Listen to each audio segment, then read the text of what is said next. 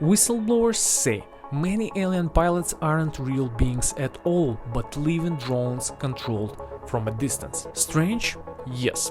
But when I heard this, it instantly reminded me of an out-of-body travel. Because what if these dummy pilots are just another version of what we already do in astral projection? And I mean sending our consciousness into the body that's isn't our own. The deeper you look, the tinier the line between alien tech and the ancient human abilities really gets.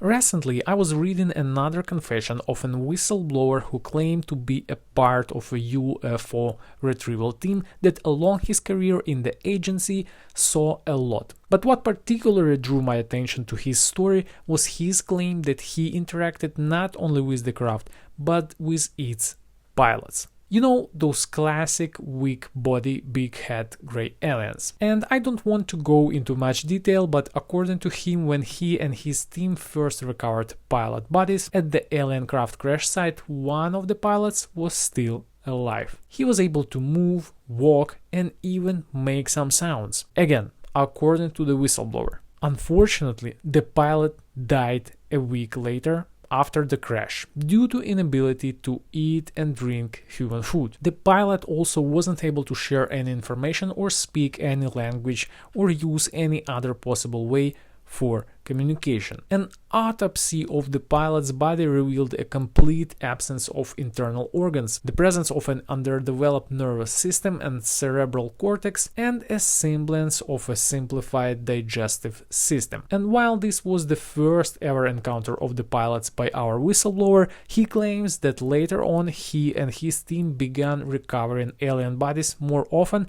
and finding those who would be alive as well. Each new case would resemble the first one. There would be no talks, no food consumption, and eventually death. What also would be mentioned is that pilots once found by the team wouldn't demonstrate any personal will. To lure them out of the craft, personnel would need to physically grab its hand and pull, leading the way. Only then pilots would follow, and the moment the person would stop pulling and let go the pilot's hand, pilot would stop and stare again without any attempt to act independently. Later on, recovery team scientists would come up with the version that even though these pilots are made from biological materials, there is a high chance that they might be some sort of a remote-controlled dummies. This whistleblower wasn't the first one who brought such an idea to the public. If you get into more detailed research, the same aspect of the gray alien phenomenon would appear across many witnesses from different countries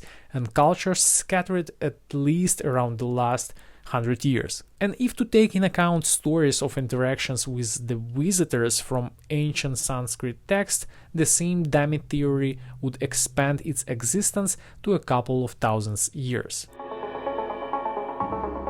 Have you ever watched a James Cameron Avatar movie? If not, I highly recommend it. The main character in the movie is a disabled former Marine Corps operator who arrived at the space base to participate in the scientific research of a local population of humanoids that are native to the distant planet far from Earth. Through a neurotransmitting machine, his consciousness transferred from his disabled body to the artificial grown body of a local inhabitant of the planet, which is already adapted to the local climate, atmospheric pressure, oxygen level, and is indifferentiable from the locals.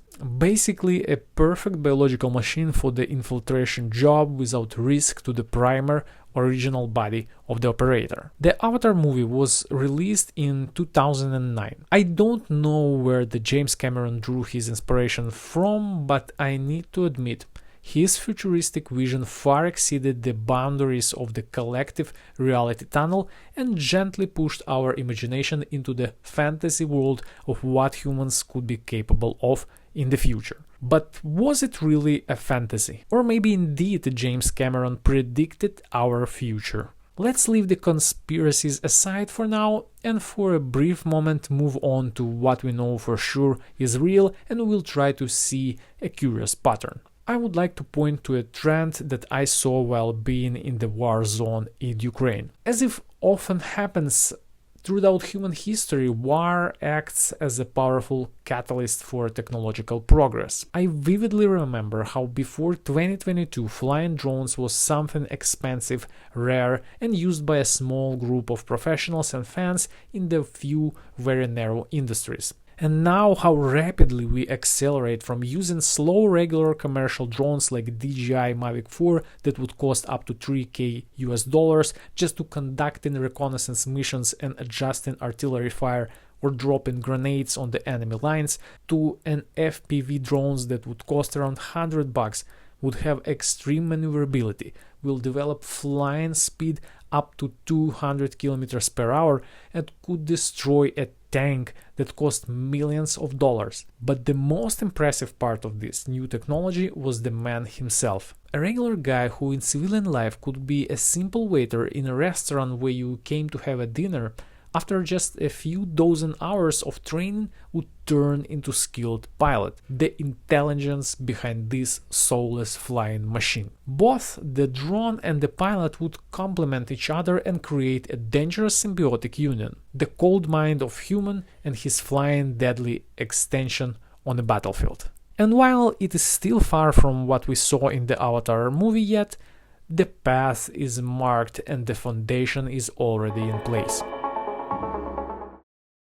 Another interesting fact about the current war in the Ukraine would be that the generals from both sides quite often use examples of military clashes of the past while planning a defense or offense operation in the present. The logic behind this is quite simple. Why bother yourself by inventing something new when everything that can be invented has already been invented and tested before you? Just use an already existing template and past experience of others for your own needs and you will be good. You see, humankind is very predictable and used to acting according to patterns at all times, gaining only slight improvement while making the same mistakes or breakaways throughout history, on its way to the top of the evolutionary spiral. Such behavior is determined by our nature, our psychology, our needs and desires, which at their core have been relatively the same throughout the whole human history. By analyzing historical events, people have learned to see the patterns and predict probabilistic development in absolutely different spheres of social life. For example, elites and politicians use this social vulnerability to accumulate resources and stay in power. Financial exchanges use it to predict which way the market will go and which stocks to buy and which to sell. Marketing agencies to understand what packaging masses would accept to be able to sell more to their clients. Now, I suggest we fantasize a little. Let's scale this idea to a bigger size and imagine that we have 3 neighboring planets that have approximately the same indicators in gravity, solar radiation, climate, and etc. The same human race lives on all 3 planets. These people are also more or less the same in the essence. They are subject to the same problems, experiences, the same fears and needs. With a huge degree of probability, by studying only one planet and their problems, we will be able to predict evolutional paths of the other 2. Even if all 3 are in complete isolation from each other and do not communicate. So here is the question. What if what the whistleblower is saying is true and we, the humanity, aren't unique and alone in the universe, but rather are a part of a bigger family that is scattered across multiple planets across the Milky Way galaxy?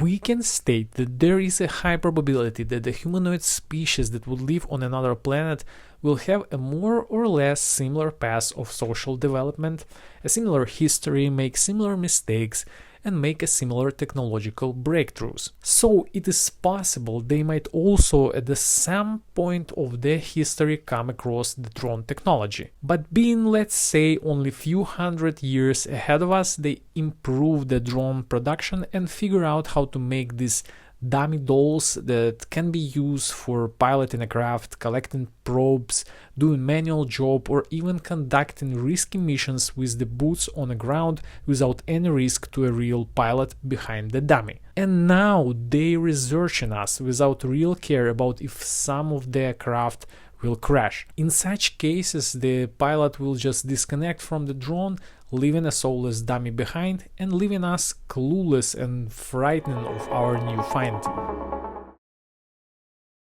Now let's see how it all can be related to the out-of-body phenomenon. In 2022, during the first year of war, I had my first out-of-body experience.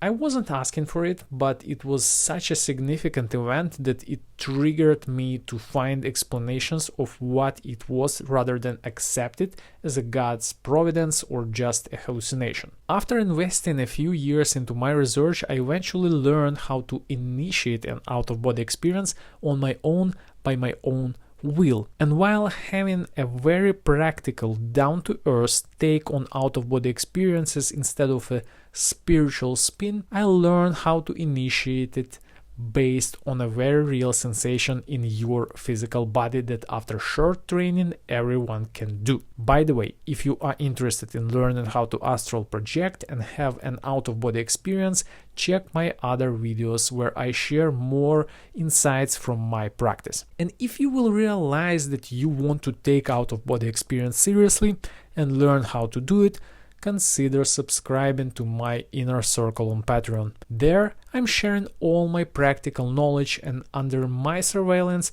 I guarantee you will get your first OBE. But let's get back to our subject. One of the hypotheses that I took as a basis for my own out-of-body training was formed in ancient Tibet and India and proved by more recent independent practitioners in the Western world. According to the mentioned hypothesis, what we call soul in reality is our consciousness, and it has an electrical nature. Consciousness of the observer cannot die. Consciousness is an eternal energy, and similar to a law of conservation of energy, energy cannot be created or destroyed.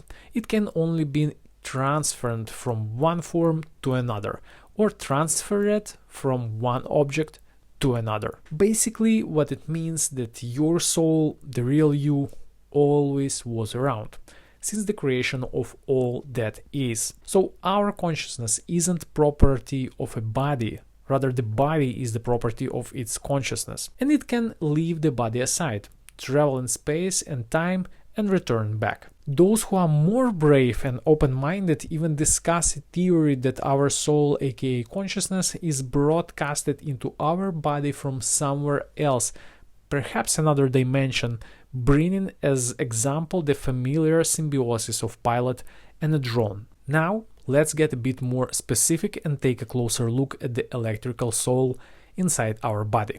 How can it even be a real thing? Well, it is well known that the nervous system of the human body generates tiny electrical impulses that travel along intricate neural pathways, activating muscles, organs, and every function of the body, while simultaneously gathering feedbacks from tissues and processing it in the real time. In essence, it's like a control module on a modern FPV drone, receiving commands from its pilots, interpreting them instantly and adjusting every moment with the precision and coordination. So imagine that you are in fact this electrical signal which engages with the nervous system and uses it as a control model to navigate this huge meat drone that we call the human body, to gain certain experiences or perform certain tasks on a great distance from the place where real you are sitting right now. At this point, let's get back to the repetitive pattern of the evolution and ask ourselves a few more questions. Is it possible that if such a not very developed civilization as we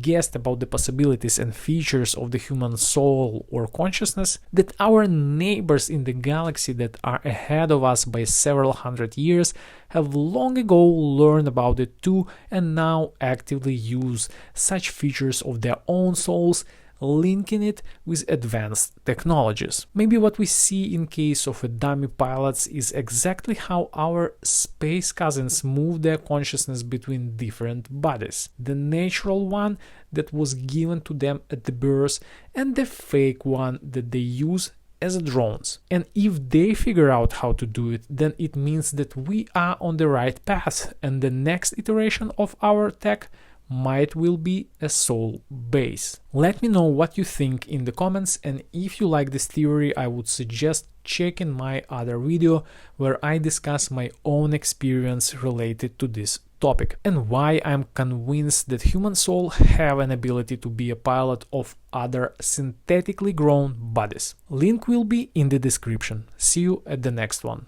Ciao.